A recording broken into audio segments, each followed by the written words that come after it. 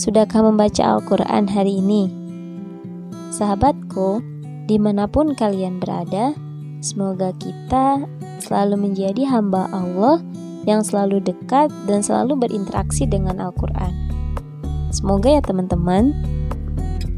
Setiap hari, hampir semua orang disibukkan oleh berbagai aktivitas dan kewajiban, berupa tugas yang menyita waktu, hingga terkadang kita suka lupa dan suka menunda kewajiban yang lebih utama, yaitu beribadah. Salah satunya membaca Al-Quran. Setiap saat, setiap menit, atau bahkan setiap detiknya, kita tidak terlepaskan dari yang namanya handphone.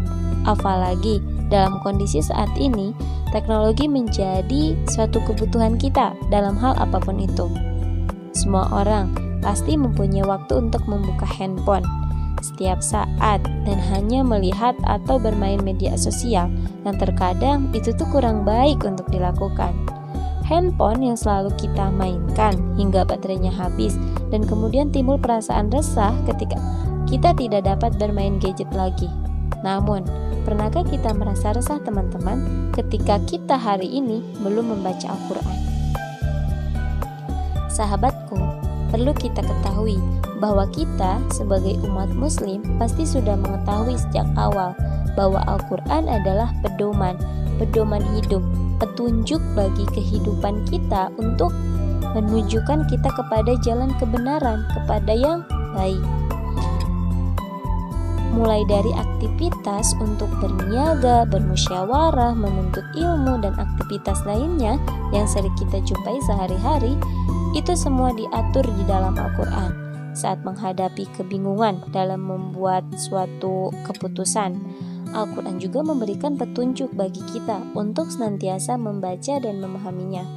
Seperti yang dijelaskan oleh Allah Subhanahu wa Ta'ala di dalam firman-Nya, yaitu di dalam Quran surat Yunus ayat 57 yang artinya, "Hai manusia, sesungguhnya telah datang kepadamu pelajaran dari Tuhanmu dan penyembuh bagi penyakit-penyakit dada dan petunjuk serta rahmat bagi orang-orang beriman."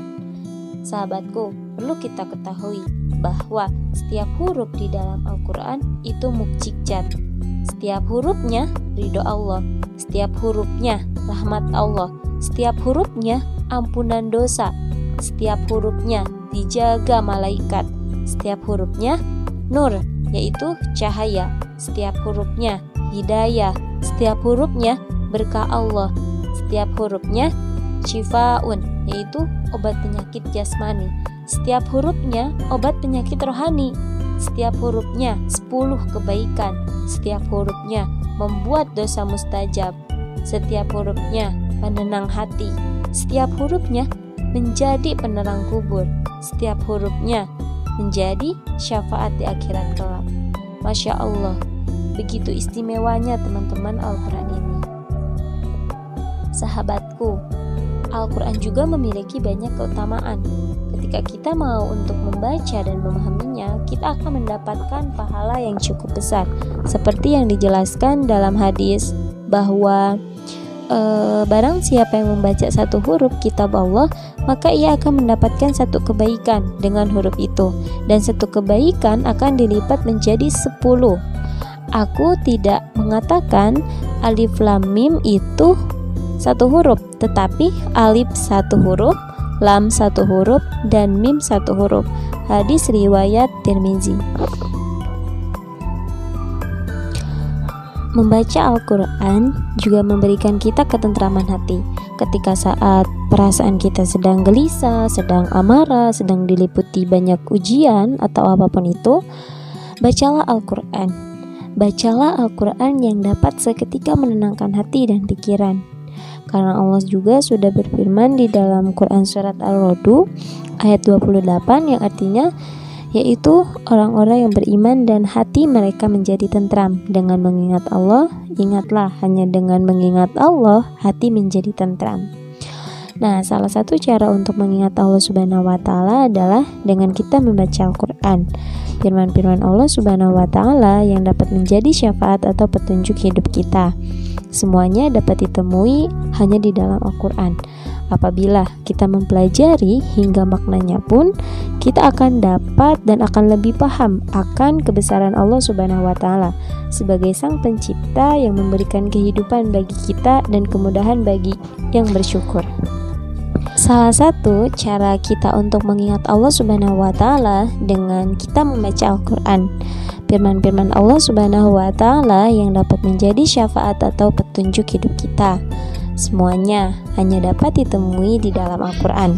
Apabila kita mempelajari hingga maknanya pun, kita akan lebih paham akan kebesaran Allah Subhanahu wa Ta'ala sebagai pencipta dan memberikan kehidupan bagi kita dan kemudahan bagi segala urusan kita.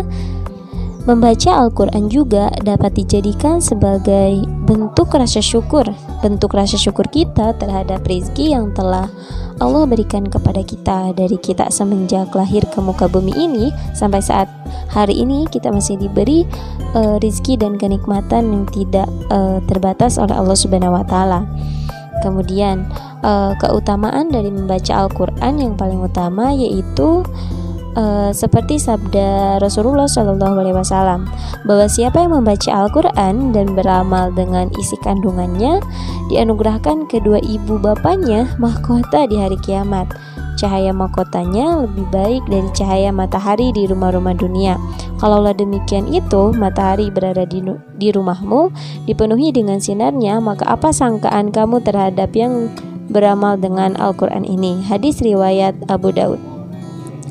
Melihat beberapa keutamaan membaca Al-Quran tersebut, hendaknya kita sebagai umat muslim yang masih terbilang jarang untuk membuka dan membaca Al-Quran menjadi sadar akan kebiasaan selama ini yang masih sering kita mengutamakan pekerjaan duniawi yang tanpa henti daripada menyisihkan sedikit waktu untuk membaca Al-Quran.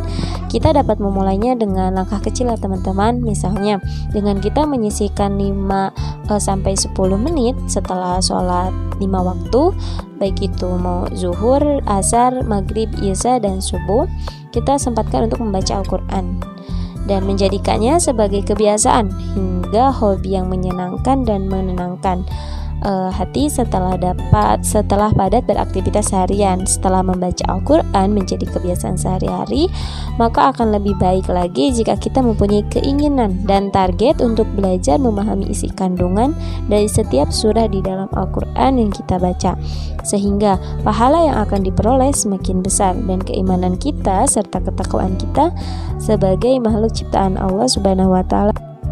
Yuk, mulai dari sekarang, jangan lupa ya teman-teman, sempatkan waktunya untuk membaca Al-Quran.